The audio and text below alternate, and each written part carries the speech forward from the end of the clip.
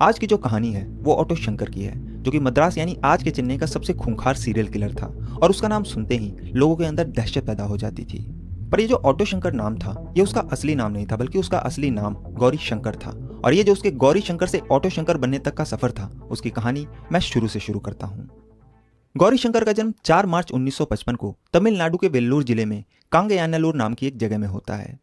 बचपन से ही उसे फिल्में देखने का काफी शौक था, पर क्योंकि बचपन में उसके पास इतने पैसे नहीं हुआ करते थे कि वो अपने इस शौक को पूरा कर सके, इसलिए जब भी कोई नई पिक्चर रिलीज होती तो वो क्या करता कि जो पैसे उसकी माँ किचन में स्टील के डब्बे में छुपा कर रखती थी वो उन पैसों को चुरा लेता था। इसके बाद वो उन पैसों से फिल्मों की टिकट खरीदता और बहुत ध्यान से हर एक फिल्म देखता। आमतौर पर लोगों को फिल्मों में हीरो का कैरेक्टर पसंद आता है, लेकिन शंकर को अक्सर हीरो के बजाय जो विलन होता है वो ज्यादा पसंद आता था। और वो जब भी कोई फिल्म देखकर आता तो जैसा फिल्म में होता वो ठीक वैसा ही अपने दोस्तों के साथ नाटक करके दोहराता था, और यहां भी वो हर बार विलन का ही रोल प्ले करता था। खैर, धीरे धीरे वक्त बीतता है और गौरी शंकर बड़ा हो जाता है। बड़े होने के बाद रोजी रोटी की तलाश में साल 1974 में वो अपने घर से लगभग 140 किलोमीटर दूर तमिलनाडु की राजधानी मद्रास पहुंचता है, जिसे कि आज हम चेन्नई के नाम से जानते हैं। मद्रास पहुंचकर पहले तो वो कुछ वक्त तक दिहाड़ी पर पुताई वगैरह का काम करता रहा, लेकिन बाद में वो कुछ पैसे जोड़कर और इधर उधर से जुगाड़ करके एक ऑटो खरीद लेता है और उसे चलाने लगता है। इसी बीच होता यह है कि उस वक्त की तमिलनाडु की सरकार उसी साल यानी साल 1974 में शराब पर बैन लगा देती है, और इस चीज की वजह से गौरी शंकर की जिंदगी बदल जाती है। दरअसल होता यह है कि शराब की पाबंदी की वजह से अब उसकी कालाबाजारी शुरू हो गई थी और कई लोग अब शराब की तस्करी करने लगे थे। खासतौर से मद्रास में जो एक ताड़ी होती है जो कि ताड़ के पेड़ से निकलती है, वो लोग वक्त ज्यादा पीते थे क्योंकि शराब के मुकाबले वो सस्ती भी आती थी। आप में से जो बिहार के लोग होंगे उन्हें तो बहुत अच्छे से पता होगी कि ताड़ी क्या होती है, क्योंकि वहां भी ताड़ी का बहुत चलन है। तो जब राज्य सरकार ने तमिलनाडु में शराब पर बैन लगाया तो अब ताड़ी की डिमांड बढ़ गई, लेकिन सरकार ने फिर ताड़ी बेचने पर भी पाबंदी लगा दी, जिसकी वजह से अब उसकी भी तस्करी शुरू हो गई और लोग वक्त मन चाहे रेट पर उसे बेचने लगे। और आपको तो पता ही है कि जिसको पीने की लत होती है उसके लिए वो कितने भी पैसे खर्च करने को तैयार रहता है। शंकर के दिमाग में शुरू से ही यह था कि उसे जल्दी से जल्दी और ज्यादा से ज्यादा पैसे कमाने हैं, और इसी चाहत ने उसे भी शराब की तस्करी के धंधे में धकेल दिया। यहां पर दो चीजें उसके काम आई। पहला कि उसे पता था कि उसे अच्छी और सस्ती ताड़ी कहां से मिलेगी, और दूसरा कि उसके पास अपना एक ऑटो भी था। दरअसल उस दौरान ज्यादातर जो शराब की तस्करी होती थी वो ऑटो में ही हुआ करती थी, क्योंकि एक तो ऑटो हर गली हर मोहल्ले में घुस जाता है, और दूसरा कि पुलिस भी ऑटो की बहुत ही कम तलाशी लिया करती थी, क्योंकि उस वक्त ऑटो में रखकर शराब तस्करी करना एक नया ट्रेंड था जिसके बारे में पुलिस को बहुत बाद में पता चला। तो अब शंकर भी अपने ऑटो में महाबलीपुरम की तरफ से ताड़ी लेकर मद्रास में चोरी छुपे बेचने लगा, और इस शराब तस्करी के जरिए वो पहली बार जुर्म की दुनिया में कदम रखता है। बाद में उसने अपने इस धंधे में अपने छोटे भाई मोहन को भी शामिल कर लिया, और फिर वो दूसरे राज्यों से अवैध शराब लाकर भी बेचने लगा। इस अवैध शराब की तस्करी की वजह से बहुत ही कम वक्त में शंकर को अच्छा खासा मुनाफा होता है और उसकी जिंदगी बदल जाती है। अब वो अपने उन शौकों को पूरा करता है जो उसने फिल्में देखकर पाली थी, चाहे वो अच्छे कपड़े हो, महंगी घड़ियां हो, महंगे जूते हो, या फिर महंगी मोटरसाइकिल। मतलब कि जिस भी चीज की उसे चाहत थी उसने वो सारे शौक पूरे किए। और फिर उसने जगदीश्वरी नाम की एक लड़की से शादी भी की, और अब उसकी जिंदगी अच्छी खासी चल रही थी। मगर तभी तमिलनाडु की सरकार बदलती है और साल 1981 में सरकार शराब और ताड़ी के ऊपर से बैन हटा देती है, जिसकी वजह से शराब तस्करी कम हो जाती है और अब उसमें उतना मुनाफा भी नहीं मिल रहा था। लेकिन तब तक गौरी शंकर ने यह तय कर लिया था कि अब आगे उसे क्या करना है, और उसका आइडिया भी उसे ऑटो चलाने के दौरान ही मिला था। दरअसल वो अक्सर रात के वक्त जो वेश्याएं होती है जो कि जिस्म फरोशी का धंधा करती थी, वो उन्हें अपने ऑटो से उनके दलाल के पास से ले जाकर कस्टमर तक पहुंचाया करता था, और इतने सालों में उसने भांप लिया था कि इस काम में बहुत मुनाफा है, इसलिए अब वो ये तय करता है कि वो भी इस जिस्म फरोशी के धंधे में उतरेगा। इसके लिए वो सबसे पहले क्या करता है कि अपने छोटे भाई मोहन, अपनी छोटी बहन के पति यानी बहनोई एल्डिन, और कुछ और लोग जिनके नाम शिवाजी, जयवेल्लू, राजारमन, रवि, पलानी और परम शिवम थे, उन सबको मिलाकर अपनी एक गैंग तैयार करता है। इसके बाद वो तिरुवन्नमयूर के पास पेरियार नगर इलाके में एक सरकारी जमीन को गैर कानूनी तरीके से 10,000 रुपए में खरीदता है और उस जमीन पर छप्पर डालकर अपना कोठा शुरू करता है। धीरे धीरे वक्त बीतने के साथ उसका जिस्म फरोशी का धंधा चल पड़ता है, और जब धंधा चलने लगता है तो वो एलबी रोड पर भी एक कोठा खोल देता है। अब शंकर इधर अपना कोठे का धंधा संभालता और उधर उसका भाई मोहन शराब का। कहते हैं कि कोई भी अवैध काम, चाहे वो अवैध तरीके से शराब बेचना हो या कोठा चलाना, वो बिना पुलिस की मिलीभगत के नहीं चल सकता, और यहां भी वही होता है। शंकर पुलिस वालों का मुंह बंद रखने के लिए उन्हें खूब पैसे खिलाता और उनकी नाक के नीचे सारे अवैध काम करता। बाद में उसने कई फिल्म स्टार और नेताओं को भी लड़कियों की सप्लाई की और उनकी ख्वाहिशें पूरी की, जिसकी वजह से अब उसका नेताओं में भी उठना बैठना शुरू हो गया। इस जिस्म फरोशी के धंधे से उसके पास अंधा पैसा आने लगता है, जिसके बाद वो इन पैसों से पेरियार नगर के गांधी गली में अपना एक आलीशान घर भी बनवाता है, और उसकी ओपनिंग में भी वो कई बड़े पुलिस अधिकारी और नेताओं को बुलवाता है, जिसकी वजह से उसका रुतबा और बढ़ जाता है। धीरे धीरे उसका दबदबा इतना बढ़ गया कि पेरियार नगर के जो लोकल लोग थे उन्हें जब भी कोई परेशानी होती तो वो पुलिस की बजाय शंकर के पास ही जाते, और शंकर उनकी परेशानी हल भी कर देता था। उसकी पहुंच का आलम यह था कि एक दिन तो वो डीआईजी रैंक के ऑफिसर की गाड़ी लेकर ही पेरियार नगर पहुंच गया और उस गाड़ी में उसने धंधा करने वाली लड़कियां और अवैध शराब भर रखी थी। तो सोचिए उस वक्त उसका कितना रुतबा होगा कि वो एक डीआईजी रैंक के ऑफिसर की गाड़ी को भी अवैध काम के लिए इस्तेमाल कर रहा था। खैर वक्त बीतने के साथ जब उसका धंधा बढ़ने लगा तो धंधे के साथ साथ लड़कियां भी बढ़ने लगी और इसी दौरान साल 1986 में उसके कोठे पर एक नई लड़की आती है जिसका नाम था सुमाती और उसे देखते ही शंकर का दिल उस पर आ जाता है। इसके बाद वो उसके पास जाता है और कहता है कि उसे यह धंधा करने की कोई जरूरत नहीं। फिर वो उसे अपने साथ अंदर कमरे में लेकर जाता है, उसके साथ शारीरिक संबंध बनाता है और पहले से शादीशुदा होने के बावजूद भी उससे दूसरी शादी कर लेता है। लेकिन जब यह बात उसकी पहली पत्नी जगदीश्वरी को पता चलती है तो वो आग बबूला हो जाती है, क्योंकि जाहिर सी बात है कि कोई भी औरत ये बिल्कुल भी बर्दाश्त नहीं कर सकती कि उसकी कोई सौतन आए, और इस बात पे वो शंकर से खूब लड़ती है। पहले कुछ दिनों तक तो शंकर उसे इग्नोर करता रहा, लेकिन जब एक दिन लड़ाई हद से ज्यादा बढ़ जाती है तो वो गुस्से में अपनी पत्नी का गला पकड़ लेता है और कहता है कि वो अपने काम से काम रखे और उसके काम में अपनी टांग ना अड़ाए, वरना वो उसे जान से मार डालेगा। जिसके बाद उसकी पत्नी शांत हो जाती है और चाहते हुए भी कुछ नहीं कर पाती। लेकिन अब यह गौरी शंकर का पैटर्न बन गया था कि जब भी उसके कोठे पर कोई सुंदर लड़की आती तो वो उसे अपने लिए रख लेता और उनसे शादी कर लेता। अगले कुछ महीनों के अंदर ही वो एक के बाद एक अपनी पहली शादी के अलावा 4 और शादियां कर लेता है और सबको अपनी हवस मिटाने के लिए रखने लगा। लेकिन अब धीरे धीरे हुआ ये कि उसके अंदर की ये हैवानियत बढ़ने लगी और अब वो जानवरों जैसी हरकत करने लगा। एक दिन जब वो अपनी तीसरी पत्नी जिसका नाम विजया था उसके साथ जब वो फिजिकल रिलेशन बना रहा था तो उस दौरान वो बहुत ज्यादा अग्रेसिव हो जाता है। पहले तो वो विजया के पूरे शरीर पर दांत से जोर जोर से काटने लगता है और फिर वो सिगरेट से उसके शरीर और उसके प्राइवेट पार्ट को दागने लगता है, और जब वो दर्द की वजह से चिल्लाती तो शंकर को और मजा आता। शुरुआत में कुछ दिनों तक तो विजय ये सब कुछ बर्दाश्त करती रही, मगर जब शंकर का ये रोज का काम हो गया तो एक दिन वो परेशान होकर उसके चंगुल से भाग गई और फिर कभी वापस नहीं आई। लेकिन शंकर को उसके जाने से कोई फर्क नहीं पड़ा, क्योंकि उसके पास अपनी ख्वाहिशें पूरी करने के लिए उसकी और भी पत्नियां थी। कुछ दिनों बाद उसकी इन्हीं जानवरों जैसी हरकतों की वजह से उसकी एक और पत्नी मधु भी भाग गई और शंकर को उसके जाने से भी कुछ खास फर्क पड़ा नहीं। इसी बीच एक दिन जब शंकर मद्रास में ही माउंट रोड पर देवी थिएटर के पास पाल्स नाम के एक कैबरे में जाता है तो वहां उसकी मुलाकात ललिता नाम की एक लड़की से होती है जो कि उस बार में डांस किया करती थी। उसे देखते ही शंकर उसकी खूबसूरती पर फिदा हो जाता है और कुछ दिनों की मुलाकात के बाद ही वो उससे भी शादी कर लेता है और ये उसकी छठी शादी थी। ललिता जो है वो काफी खूबसूरत थी, इसलिए वो उसके ऊपर खूब पैसे लुटाता और उसने उसको रहने के लिए कालाक्षेत्र रोड पर एक किराए का घर लेकर भी दिया था जो कि पेरियार नगर के पास ही था और उसके घर से मात्र 10 मिनट की दूरी पर था। शुरुआत में कुछ महीनों तक तो शंकर ललिता के साथ भी बहुत अच्छे से पेश आया, लेकिन फिर उसने उसके साथ भी वही जानवरों जैसा सुलूक करना शुरू कर दिया और उसके शरीर को भी सिगरेट से जलाने लगा, जिसकी वजह से अब ललिता भी उससे तंग आ गई। इसलिए सितंबर 1987 में एक दिन वो शंकर के एक गैंग मेंबर सुदालाई के साथ भाग गई। सुदालाई जो है वो दरअसल वहीं ललिता के घर के पास ही रहता था और इधर जब शंकर उसे टॉर्चर करने लगा था तो इसी दौरान वो सुदालाई के करीब आ गई और फिर उसकी मदद से वो उसके साथ भाग गई।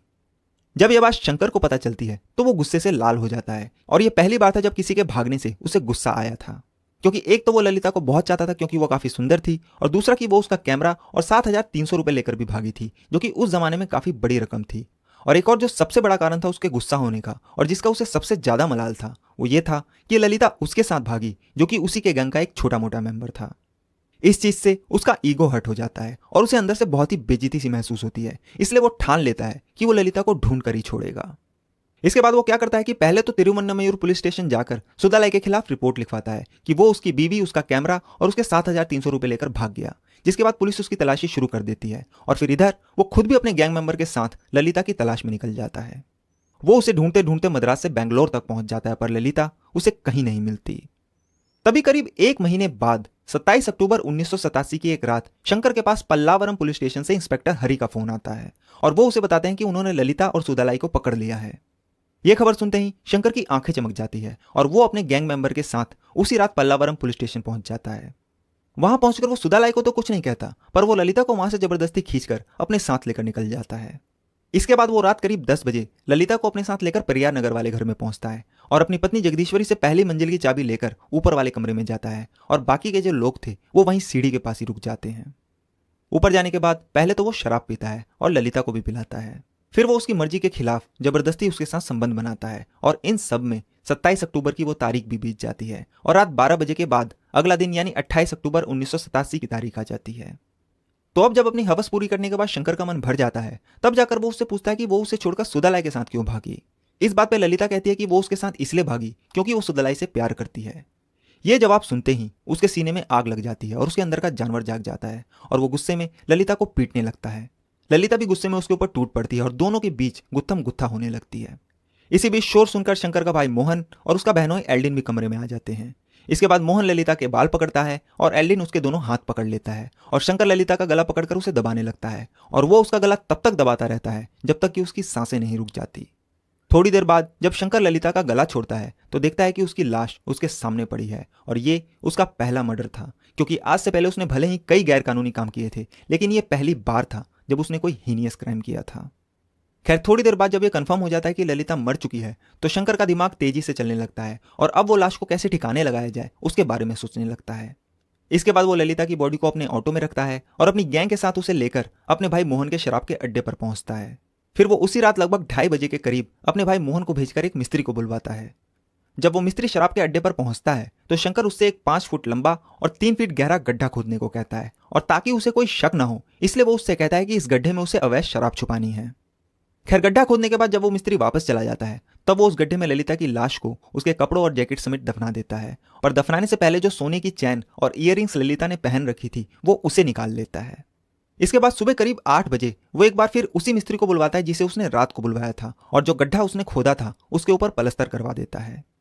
लाश को ठिकाने लगाने के बाद शंकर की जिंदगी में वापस अब सब कुछ नॉर्मल तरीके से चलने लगता है, जैसे कि कुछ हुआ ही ना हो। मगर उधर सुदालाई परेशान था क्योंकि उसे ललिता के बारे में कोई खबर नहीं मिली थी। कुछ दिनों की खोजबीन के बाद जब उसे ललिता के बारे में कुछ भी पता नहीं चला तो उसे लग जाता है कि शंकर ने उसके साथ जरूर कुछ बुरा किया होगा, इसलिए अब उसने इस चीज के लिए शंकर से बदला लेने की ठान ली क्योंकि उसने उससे उसका प्यार छीन लिया था। हालांकि उसे अभी तक यह नहीं पता था कि वो मर चुकी है। शंकर से बदला लेने के लिए उसने अब क्या किया कि 1-2 लोगों के साथ मिलकर उसने भी जिस्म फरोशी का धंधा खोल लिया और शंकर के जो कस्टमर थे उन्हें कम रेट देकर फंसाने लगा। अगले करीब 4 महीनों तक सुदालाई ने शंकर के अच्छे खासे कस्टमर को फंसा लिया था, मगर तभी यह बात शंकर को पता चल जाती है और वो अब उसकी तलाश करने लगता है।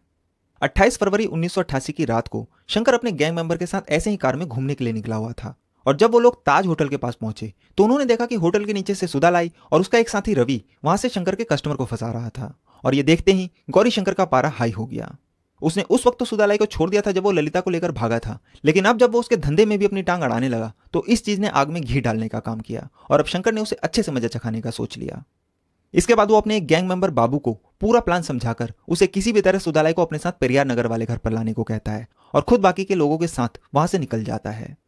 इधर पूरा प्लान समझने के बाद जैसे ही बाबू सुदालाई के पास जाता है तो उसे देखते ही वो भागने लगता है, पर बाबू किसी तरह उसे पकड़ लेता है और उसे कहता है कि उसे भागने की कोई जरूरत नहीं है। फिर वो उससे कुछ और मीठी मीठी बातें करके उसे रिलैक्स करता है और जब वो थोड़ा शांत हो जाता है तो उससे कहता है कि चलो चलकर शराब पीते हैं, जिसके लिए सुदालाई तैयार हो जाता है। इसके बाद बाबू सुदालाई को लेकर मोहन की शराब की दुकान पर जाता है जहां एल्डिन, मोहन और शिवाजी पहले से ही मौजूद थे। फिर थोड़ी देर वहीं बैठकर शराब पीने के बाद ये लोग अपनी अगली चाल चलते हैं और सुदालाई से कहते हैं कि शंकर अन्ना उससे मिलना चाहते हैं। ये सुनते ही सुदालाई थोड़ा डर जाता है और कहता है कि वो शंकर से नहीं मिलेगा क्योंकि शंकर उससे बहुत गुस्सा है। तो वो कहते हैं कि नहीं, शंकर तुमसे गुस्सा नहीं है, वो तो सिर्फ तुमसे मिलकर पहले दोनों के बीच जो कुछ भी गलतफहमी हुई उसे बस दूर करना चाहते हैं। इसी बीच वो पूछ लेता है कि ललिता कहाँ है, तो वो कहते हैं कि उसे कोई और मिल गया और वो उस आदमी के साथ भाग गई और ऐसी औरत के चक्कर में पुरानी दोस्ती क्यों खराब करनी, इसलिए चलो बाकी की जो कुछ भी गलतफहमियां हैं वो वहीं चलकर सुलटा लेंगे। सुदालाई को उनकी चिकनी चुपड़ी बातों पर यकीन हो जाता है और वो उनकी बातों में आकर शंकर से मिलने को तैयार हो जाता है। इसके बाद वो सारे उसी रात पेरियार नगर में शंकर के घर पहुंचते हैं और वहां शंकर भी सुदालाई से बड़े प्यार से मिलता है। फिर वो सारे लोग ऊपर वाले कमरे में जाते हैं और बैठकर शराब पीने लगते हैं और शंकर सुदालाई के लिए डिनर में अच्छे अच्छे खाने भी मंगवाता है। खैर जब सारा खाना पीना करने के बाद सुदालाई बिल्कुल रिलैक्स हो जाता है और उसे यकीन हो जाता है कि शंकर अब उससे बिल्कुल भी गुस्सा नहीं है, तभी रात करीब 9 बजे के आसपास शंकर अचानक से ललिता का टॉपिक छेड़ देता है और उससे पूछता है कि वो ललिता को अपने साथ कहाँ कहाँ लेकर गया था। इसके बाद वो जैसे ही ये बताने लगता है कि वो ललिता को लेकर कहाँ कहाँ गया था, शंकर के अंदर का जानवर जागने लगता है और इससे पहले कि वो अपनी बात पूरी करता शंकर गुस्से में उठता है और उसे धक्का देकर जमीन पर गिरा देता है और कहता है कि पहले तो तूने मेरी लड़की चुराई और अब तू मेरा धंधा भी चुराना चाहता है। इससे पहले कि सुदालाई कुछ बोलता शंकर उसकी छाती पर अपना घुटना रख देता है। इसी बीच एल्डिन उसका पैर पकड़ लेता है और शिवाजी उसके दोनों हाथ पकड़ लेता है और बाबू एक तौलियों को घुमाकर उसके गले में डालकर उसे खींचने लगता है, जिससे वो सांस लेने के लिए भी तड़पने लगता है। इसके बाद शंकर उसके प्राइवेट पार्ट पर अंधाधुंध लात बरसाने लगता है। काफी देर मारने के बाद भी जब वो अपना दम नहीं तोड़ता तो मोहन अपने हाथ से उसका मुंह और नाक भी दबा देता है और शंकर लगातार उसके पूरे शरीर पर लात मारे जा रहा था। धीरे धीरे उसका शरीर अधमरा हो जाता है और थोड़ी देर बाद उसकी सांसें भी रुक जाती है। मारने के बाद जो है शंकर उसकी लाश को जलाने का फैसला करता है और एल्डिन और मोहन को पेट्रोल लेने के लिए भेज देता है। जिसके बाद एल्डिन और मोहन अपनी एक पुरानी टीवीएस 50 मॉडल की मोपेड में से पेट्रोल निकाल कर लाते हैं और इतने में बाकी के लोग सुदालाई की लाश को पहली मंजिल से उतारकर नीचे ग्राउंड फ्लोर पर ले आते हैं। इसके बाद शंकर पहले तो सुदालाई की सोने की चैन और अंगूठी उतारता है और फिर सारा का सारा पेट्रोल उसके शरीर पर डाल देता है। इसके बाद वो एक सिगरेट जलाकर एक कश मारता है और फिर बिल्कुल फिल्मी स्टाइल में माचिस की जलती हुई तिल्ली सुदालाई की बॉडी पर फेंक देता है, जैसा कि वो अक्सर फिल्मों में देखा करता था। इसके बाद वो सभी लोग उसकी जलती हुई बॉडी को कमरे में ही छोड़कर दरवाजा और खिड़की बंद करके घर के बाहर आकर बॉडी के जलने का इंतजार करने लगते हैं। काफी देर बाद जब बॉडी में लगी आग बुझ जाती है तब वो वापस कमरे में आते हैं और बॉडी के जो पार्ट्स नहीं जले थे उसे एक चादर में पैक करके एल्डिन की कार की डिग्गी में डालते हैं और रात करीब 2:30 बजे वहां से लगभग 25 किलोमीटर दूर मुट्टुकड़ू बोट यार्ड की तरफ निकल जाते हैं। वहां पहुंचकर वो बाकी के बॉडी के हिस्से को समुद्र में फेंक देते हैं और सुबह करीब 5:30 बजे वापस पेरियार नगर पहुंच जाते हैं। जब शंकर वापस घर पहुंचा तो उसने देखा कि उसका पूरा कमरा आग लगने की वजह से काला हो गया था। इसलिए वो उसी वक्त पेंटर और मिस्त्री को सोए में से उठाकर बुलवाता है और उनसे कमरे को रिपेयर करवाकर नया पेंट करवा देता है ताकि सारे सबूत मिट जाए और ताकि मिस्त्री और पेंटर को शक ना हो, इसलिए वो उन्हें एक मनगढ़ंत कहानी सुना देता है और कहता है कि यह सब उसके बेड में आग लगने की वजह से हुआ है।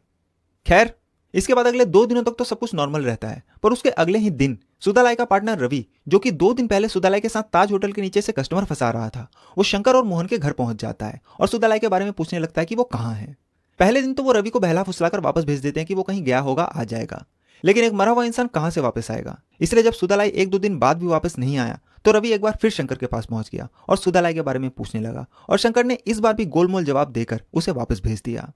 लेकिन अब यह रवि का रूटीन बन गया था। वो हर 2-3 दिन में शंकर के पास जाकर सुदालाई के गायब होने की वजह पूछने लगा और शंकर उसके बार बार आने और उसके सवालों से तंग आ गया था। 14 मार्च 1988 को भी, यानी सुदालाई के मरने के 15 दिन बाद, रात करीब 9 बजे वो एक बार फिर शंकर के छोटे भाई मोहन के घर, जो कि रंगनाथपुरम में था और जो कि शंकर के घर से बस थोड़ी दूरी पर ही था, वो वहां पहुंच गया और वहां पहुंचकर वो फिर सुदालाई के बारे में पूछने लगा। उस वक्त मोहन के घर पर मोहन के अलावा उसका बड़ा भाई गौरी शंकर, उसका जीजा एल्डिन, शिवाजी और बाबू भी मौजूद थे और वो सारे लोग वहां बैठकर शराब पी रहे थे।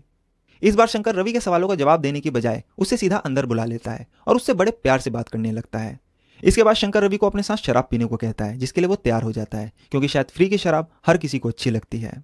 फिर शंकर रवि को एक 100 रुपए का नोट पकड़ाकर उसे शराब लेने के लिए भेज देता है और जब वो शराब लेने बाहर जाता है तो इधर वो सारे मिलकर पूरा प्लान तैयार कर लेते हैं। थोड़ी देर बाद जब रवि शराब लेकर वापस पहुंचता है तो अब वो सारे बैठकर शराब पीने लगते हैं और कुछ पैक पीने के बाद ही रवि को चढ़ जाती है और वो नशे में खुलकर बोलने लगता है। वो शंकर से कहता है कि मुझे पता है कि तुम सब लोगों ने मिलकर ललिता और सुदालाई को मार डाला है। फिर वो कहता है कि अगर तुम चाहते हो कि ये बात सिर्फ मुझ तक ही रहे तो मुझे एक ऑटो खरीद कर दे दो, नहीं तो मैं ये बात पुलिस स्टेशन में भी जाकर बता सकता हूँ और फिर आगे जो कुछ भी होगा उसके जिम्मेदार तुम सब लोग ही होंगे। रवि ने नशे में ये बात बोल तो दी, मगर उसे ये नहीं पता था कि वो गलत आदमी को ब्लैकमेल कर रहा है। खैर, उसकी ये बात सुनकर शिवाजी उससे कहता है कि उसे ऐसे ऑटो की डिमांड नहीं करनी चाहिए, तो रवि उससे कहता है कि वो अपना मुंह बंद रखे। ये बात सुनकर शिवाजी को गुस्सा आ जाता है और वो रवि को एक जोरदार तमाचा मारता है और फिर वो सारे मिलकर उस पर टूट पड़ते हैं। थोड़ी देर उसको मारने के बाद एल्डिन उसके बाल पकड़कर उसे खींचकर बाथरूम की तरफ ले जाता है। इसके बाद उसे भी ठीक उसी तरह मौत के घाट उतार दिया जाता है जैसे उसके पार्टनर सुदालाई को मारा गया था। एक आदमी उसके हाथ पकड़ता है, एक उसके पैर, एक उसके मुंह और नाक को दबाता है, एक उसकी छाती पर बैठ जाता है और एक आदमी तौलिए से उसका गला दबाने लगता है, जिसके थोड़ी देर बाद ही रवि दम तोड़ देता है। उसको मारने के बाद वो उसी रात एक दूसरे मिस्त्री को बुलवाते हैं और उसे भी शराब छुपाने के लिए बोलकर बाथरूम के पास एक गड्ढा खुदवाते हैं और उसके जाने के बाद वो लोग रवि की लाश को उस गड्ढे में दफनाकर उसे बंद कर देते हैं और इस तरीके से वो रवि की कहानी भी खत्म कर देते हैं। लेकिन इसके कुछ दिनों बाद ही रवि की मां शंकर के पास पहुंच जाती है और अब वो उसके बारे में पूछने लगती है। अब वो फिर सोच में पड़ जाते हैं कि अब क्या किया जाए, क्योंकि जब उन्होंने सुदालाई को मारा तो उसके पीछे रवि आ गया और जब उन्होंने उसे भी मार दिया तो अब उसके पीछे उसकी मां आ गई। वो सोचते हैं कि ऐसे तो कोई ना कोई आता ही रहेगा और वो ऐसे कब तक लोगों को मारते रहेंगे। लेकिन तभी मोहन के दिमाग में एक आइडिया आता है और वो क्या करता है कि रवि के नाम से उसकी मां को एक खत भेजता है और उसमें लिखता है कि वो नौकरी की तलाश में बॉम्बे निकल गया है और कुछ दिनों बाद वापस आ जाएगा। उनका ये आइडिया काम कर गया और जब यह खत रवि की मां को मिला तो अब उन्होंने उन लोगों से रवि के बारे में पूछना बंद कर दिया। तो अब जब शंकर की सारी टेंशन खत्म हो गई तो वो फिर से अपने धंधे को बिना किसी के टांग अड़ाए चलाने लगा और उस वक्त उसका ये जिस्म फरोशी का धंधा अपने ऑल टाइम हाई पर था और उसके पास पैसा भी खूब आ रहा था। लेकिन तभी तारीख आती है 29 मई 1988 की। 29 मई 1988 को शंकर के कोठे पर काम करने वाली एक लड़की जिसका नाम अनीता था, वो दोपहर लगभग 3 बजे के आसपास एक कस्टमर को सर्विस देकर वापस पेरियार नगर आ रही थी और एलबी रोड पर उतरने के बाद अनीता वहां से पैदल ही पेरियार नगर जाने लगी। लेकिन तभी उसके करीब आकर एक ऑटो रुकता है और उसमें से 3 आदमी उतरते हैं और वो तीनों अनीता को छेड़ने लगते हैं और उसके साथ उल्टी सीधी हरकतें करने लगते हैं। ये तीनों लोग आपस में दोस्त थे और इनके नाम थे संपत, मोहन और गोविंदराज, और ये तीनों वहां से करीब 5 किलोमीटर दूर मंदावली में रहते थे। तो जब ये तीनों एलबी रोड पर अनीता से बदतमीजी करने लगे तो एल्डिन ने उन्हें रोकने की कोशिश की, क्योंकि वो भी अनीता के साथ ही था, मगर उन तीनों ने मिलकर एल्डिन की पिटाई कर दी, इसलिए वो वहां से भाग गया। इसके बाद वो भागता भागता शंकर के पास पहुंचता है और उसे सारी बात बताता है, और ये बात सुनते ही शंकर की आंखों में खून उतर आता है, क्योंकि ये दूसरी बार था जब उन्होंने अनीता को छेड़ा था। दरअसल उन तीनों आदमियों ने 6 दिन पहले भी अनीता के साथ रास्ते में बदतमीजी करने की कोशिश की थी, और अनीता के अलावा भी और कई लड़कियों को होटल से निकलते वक्त वो छेड़ा करते थे।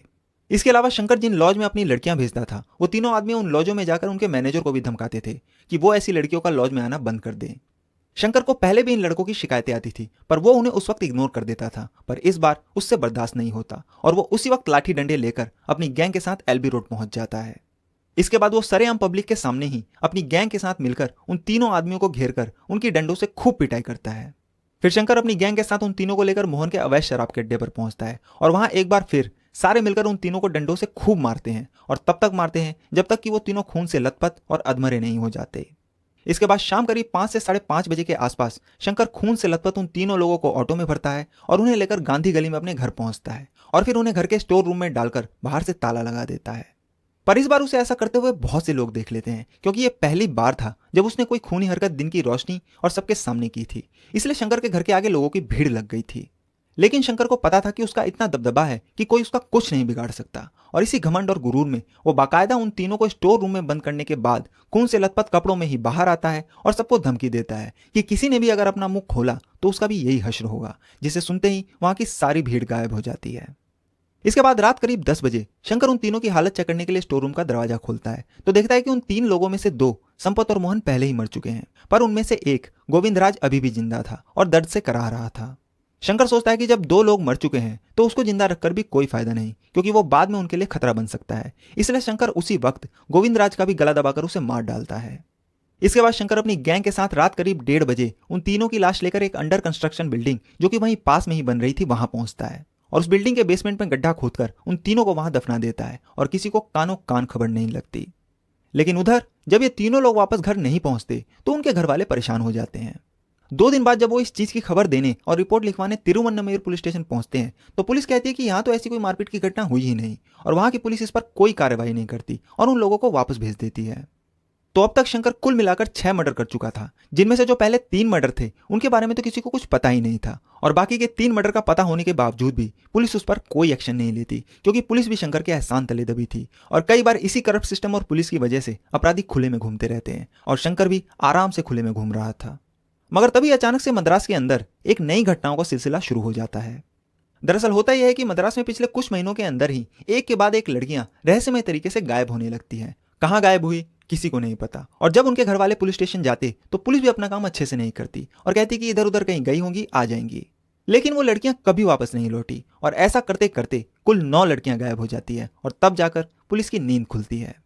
अच्छा, उस वक्त तमिलनाडु की राजनीति में भी काफी उठापटक चल रही थी। एमजी रामचंद्रन, जो कि साउथ के बहुत जाने माने एक्टर और पॉलिटिशियन थे, वो उस वक्त की सरकार में मुख्यमंत्री थे। लेकिन दिसंबर 1987 में उनकी मौत के बाद राजनीति में खींचातानी शुरू हो गई थी, और जब कोई बात नहीं बनती तो तमिलनाडु में राष्ट्रपति शासन लगा दिया जाता है।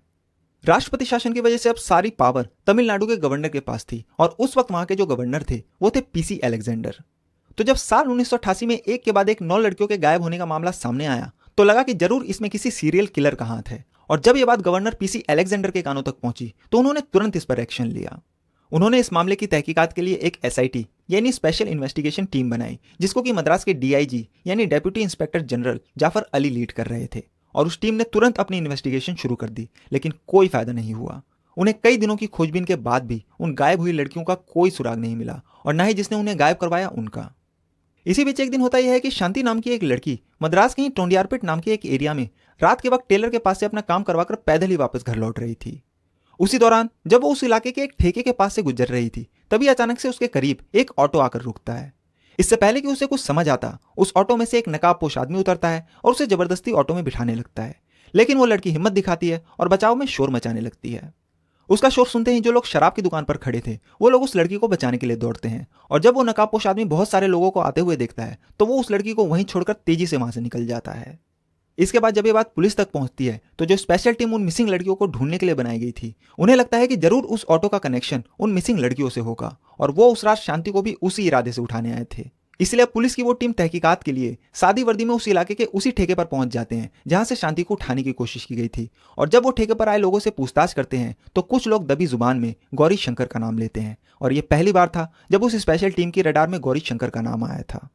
इसके बाद एसआईटी की टीम शंकर की कुंडली खंगालती है, पर कुछ करप्ट पुलिस वालों की मेहरबानी से उन्हें उसके खिलाफ कोई क्रिमिनल रिकॉर्ड नहीं मिलता जिसके बिना पर वो शंकर को उठाकर पूछताछ कर सके। मगर उसी दौरान इसके अलावा एक और ऐसी चीज होती है जिसकी वजह से एसआईटी को शंकर को उठाने का मौका मिल जाता है। दरअसल जिन 3 आदमियों को शंकर ने सरेआम मार डाला था, उनके खिलाफ जब वहां की लोकल पुलिस ने कोई कार्रवाई नहीं की थी तो उनके घर वालों को लगा था कि अब वो लोग उन्हें कभी नहीं मिलने वाले। लेकिन उन तीनों आदमियों में से जो संपत था उसकी बीवी हार नहीं मानती और उसे यकीन था कि उसके पति के गायब होने के पीछे शंकर का ही हाथ है। इसलिए अपने पति और उसके 2 दोस्तों के गायब होने के लगभग 1 महीने बाद जून 1988 के एंड में वो अपनी शिकायत की अर्जी लेकर वहां के गवर्नर पीसी अलेक्जेंडर के पास पहुंच जाती है। और जब इस अर्जी के जरिए ये बात उस स्पेशल टीम तक पहुंचती है तो उनका शक गौरी शंकर पर और बढ़ जाता है और अब उनके पास गौरी शंकर के खिलाफ एक लिखित शिकायत भी थी।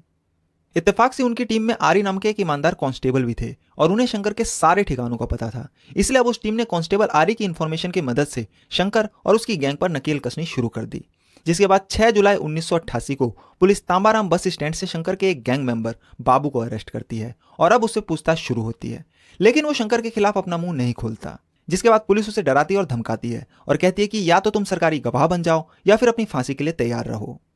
यह सुनकर बाबू टूट जाता है और वो पुलिस का साथ देने को तैयार हो जाता है, जिसके बाद वो पुलिस को पूरी कहानी सुनाता है और तब जाकर पुलिस को गौरी शंकर के बारे में पता चलता है कि वो कोई आम कातिल नहीं बल्कि एक सीरियल किलर है।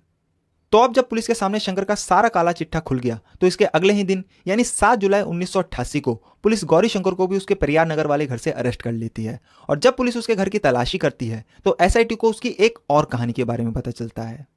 दरअसल शंकर अपने पास एक डायरी मेंटेन करता था और उस डायरी में उसने अब तक जितने भी कत्ल किए थे उसकी सारी जानकारी थी। साथ में जिन जिन पुलिस अधिकारियों और नेताओं के साथ उसके गठजोड़ थे उसकी भी सारी डिटेल्स उसने उस डायरी में लिख रखी थी। उस डायरी के अंदर से उन्हें शंकर के साथ खिंचवाई हुई अलग अलग रैंक के पुलिस वालों और नेताओं की भी फोटो मिलती है और उसने किसको कितने पैसे दिए वो भी उस डायरी में लिखा हुआ था। यहां तक कि उस डायरी में उसने कई अधिकारियों और नेताओं की अपनी वेश्याओं के साथ कुछ प्राइवेट फोटो को भी सबूत के तौर पर रखा हुआ था ताकि आगे चलकर जब इसकी जरूरत हो तो वो इसका इस्तेमाल कर सके।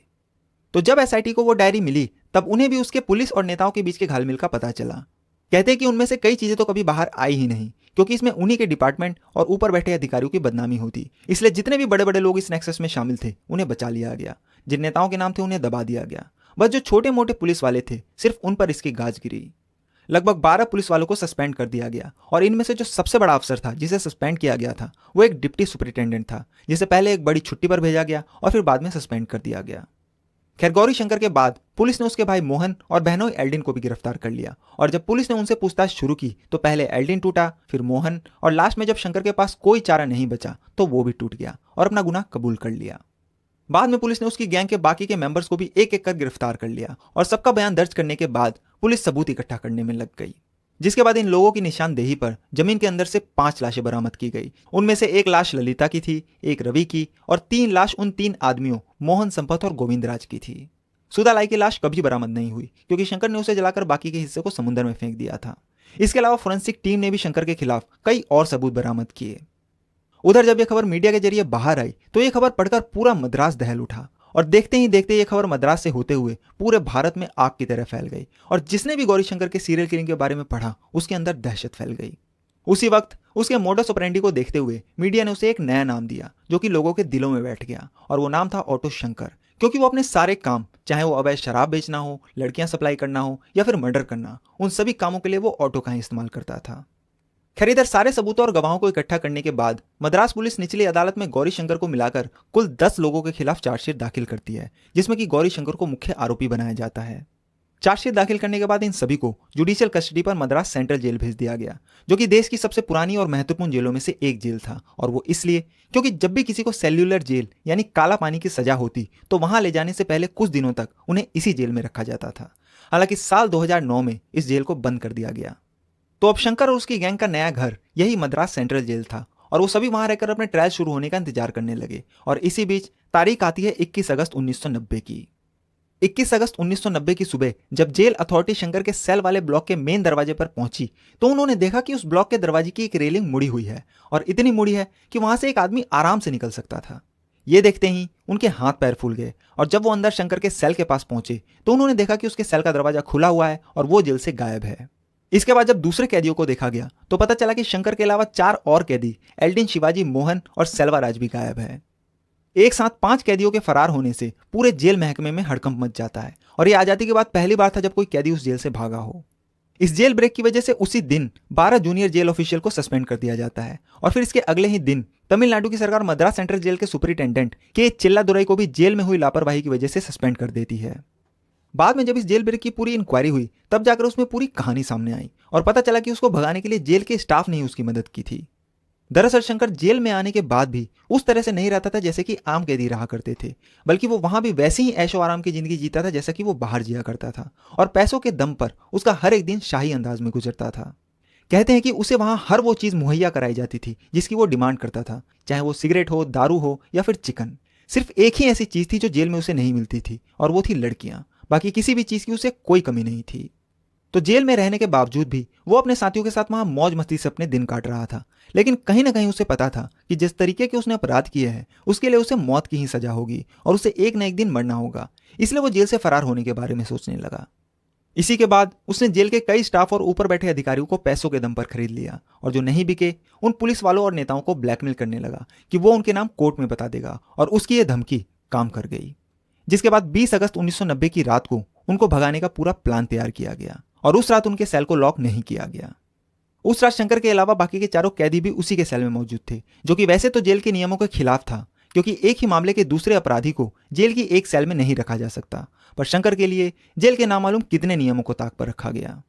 इसके अलावा जिस ब्लॉक में उसका सेल था उसके मेन दरवाजे की रेलिंग को भी मोड़ दिया गया था। जिसके बाद आधी रात के करीब ये पांचों अपनी सेल से बाहर निकले, फिर मेन दरवाजे से ब्लॉक से बाहर आए और रस्सी के सहारे जेल के पीछे वाली दीवार जिसके पीछे पार्क रेलवे स्टेशन था वो दीवार फांदकर गायब हो गए। इन्वेस्टिगेशन में उस दीवार पर से उन सभी लोगों के पैरों के निशान भी मिले थे। शंकर के भागने के फौरन बाद ही मद्रास पुलिस ने उसे ढूंढने के लिए बड़े पैमाने पर सर्च ऑपरेशन जारी किया और उन्होंने पूरा जोर लगा दिया उसे ढूंढने के लिए। शंकर के भागने की वजह से पब्लिक में भी काफी गुस्सा था, इसलिए तमिलनाडु के उस वक्त के चीफ मिनिस्टर एम करुणानिधि खुद इस मामले की रिपोर्ट ले रहे थे और उनका यह था कि गौरी शंकर को जल्द से जल्द ढूंढा जाए। हालांकि नेताओं के जितने राज शंकर के पास मौजूद थे उसे देखकर लग रहा था कि वो अब कभी भी पकड़ा नहीं जाएगा, या अगर पकड़ा गया तो जिंदा नहीं पकड़ा जाएगा ताकि उन नेताओं के राज राज ही रह जाए। मगर ऐसा होता नहीं है। मद्रास की पुलिस सिर्फ 10 दिनों के अंदर ही 5 में से 3 अपराधी शंकर, एल्डिन और शिवाजी को ओडिशा के राउरकेला से गिरफ्तार करके वापस मद्रास ले आती है और बाकी के 2 फरार कैदी मोहन और सेल्वराज की तलाश में लगी रहती है। इसी बीच इधर उसी साल दिसंबर 1990 में मद्रास के चेंगलपट्टू सेशन कोर्ट में इस मुकदमे की कार्रवाई शुरू होती है। कोर्ट में शंकर यह मानता है कि उसी ने ये 6 मर्डर किए हैं, पर साथ में वो ये भी दलील देता है कि इसमें उसका कोई दोष नहीं है और उसे ये सब फिल्मों ने सिखाया है और उसके ऐसा बनने के पीछे सिर्फ फिल्मों का ही हाथ है। उसकी ये दलील उसे बचाने के लिए तो ना काफी थी, पर हाँ, ये समाज के लिए एक आईना था कि जिस तरह से फिल्मों में विलन को हीरो की तरह पेश किया जाता है और उसके क्राइम को बढ़ा चढ़ाकर दिखाया जाता है, उसका लोगों पर क्या असर होता है। और आजकल तो ये सब कुछ बहुत बड़े पैमाने पर हो रहा है। खैर, इसके बाद ये मुकदमा आगे बढ़ता है और सभी गवाहों और सबूतों को सुनने और देखने के बाद ये तो साबित नहीं हो पाता कि जो 9 लड़कियां गायब हुई उसके पीछे शंकर और उसकी गैंग का हाथ है या नहीं, पर इसके अलावा जो 6 मर्डर उसने किए थे वो जरूर साबित हो जाता है। जिसके बाद निचली अदालत इसे rarest of the rare case मानती है और सिर्फ 6 महीने के अंदर ही अपना फैसला सुना देती है और इन 6 लोगों के मर्डर के इल्जाम में 31 मई 1991 को अदालत गौरी शंकर, एल्डिन और शिवाजी को सजाए मौत देती है। इसके अलावा उसके बाकी के 5 साथियों जयवेलु, राजारमन, रवि, पलानी और परम शिवम को उम्र कैद की सजा सुनाती है। बाद में पुलिस बाकी के 2 फरार कैदियों में से मोहन को जब 25 जून 1992 को पुणे से और सेल्वराज को 20 अगस्त 1993 को बॉम्बे से गिरफ्तार करके लाती है तो उन दोनों को भी अदालत उम्र कैद की सजा सुनाती है। इसके बाद यह मामला हाईकोर्ट पहुंचता है और फिर सुप्रीम कोर्ट, और ये दोनों ही कोर्ट निचली अदालत के फैसले को कायम रखती है। पर गौरी शंकर अभी भी हार नहीं मानता और खुद को बचाने के लिए अलग अलग तरीके अपनाता है। वो कुछ मैगजीन को इंटरव्यू भी देता है और उसमें उसने जिन जिन नेताओं और तमिल फिल्म स्टार को लड़कियों की सप्लाई की उनका खुलासा भी करता है और इसकी वजह से काफी हंगामा भी होता है। जो 9 लड़कियां गायब हुई थी वो तो कभी बरामद नहीं हुई, मगर बाद में शंकर ने यह माना कि वो 9 लड़कियां भी उसी ने गायब करवाई थी और वो लड़कियां भी उसने नेताओं की हवस को पूरा करने के लिए उठवाई थी और जब उनसे काम निकल गया तो उसने उनको मरवाकर उनकी लाश गायब करवा दी। मगर इन सब खुलासों के बाद भी जैसा कि सबको मालूम था वैसा ही हुआ। उन नेताओं में से कभी किसी के ऊपर कोई एक्शन नहीं लिया गया और जब सारा हो हल्ला खत्म हो गया तो आखिर में यह मामला भारत के राष्ट्रपति के पास पहुंचता है और ये तीनों गौरीशंकर, एल्डिन और शिवाजी उनसे दया याचिका की अपील करते हैं और उनकी मौत की सजा को उम्र कैद में बदलने की सिफारिश करते हैं। तब भारत के जो राष्ट्रपति थे वो थे डॉक्टर शंकर दयाल शर्मा और उन्होंने भी इन लोगों के क्राइम को देखते हुए इन तीनों की ही मर्सी पिटीशन यानी दया याचिका को खारिज कर दिया, जिसके बाद 27 अप्रैल 1995 को सेलम सेंट्रल जेल में शंकर, एल्डिन और शिवाजी को एक साथ फांसी के फंदे पर लटका दिया गया। तो कुल मिलाकर कहानी का निचोड़ यह था कि अगर गौरीशंकर के ऊपर पुलिस और नेताओं का हाथ नहीं होता तो वो ऑटो शंकर कभी नहीं बनता। वो ऑटो शंकर जिसका नाम भारत के सबसे खूंखार सीरियल किलर में गिना जाता है और उसका ऐसा बनने में फिल्मों का भी बहुत बड़ा रोल था। इसके अलावा ऑटो शंकर को दूसरे सीरियल किलर से अलग भी माना जाता है और वो इसलिए क्योंकि उसके पास इन सभी को मारने का कोई ना कोई मोटिव यानी मकसद था, जबकि आमतौर पर जो दूसरे सीरियल किलर होते हैं वो या तो सिर्फ अपनी खुशी के लिए या फिर दिमागी तौर पर सही ना होने की वजह से सारे मर्डर करते हैं। बाद में ऑटो शंकर के ऊपर कई फिल्में भी बनी और कुछ किताबें भी लिखी गई और कहते हैं कि अगर आज वो जिंदा होता तो या तो वो कोई बहुत बड़ा डॉन होता या फिर पॉलिटिशियन, और एक क्रिमिनल पुलिस और पॉलिटिशियन का जो घालमेल होता है ये कहानी उसका एक परफेक्ट एग्जाम्पल है। तो ये थी मद्रास यानी चेन्नई के सबसे खूंखार सीरियल किलर गौरीशंकर उर्फ ऑटो शंकर की कहानी। मुझे उम्मीद है कि आपको मेरी जानकारी जरूर पसंद आई होगी। आप चाहें तो मुझे इंस्टाग्राम पर भी फॉलो कर सकते हैं।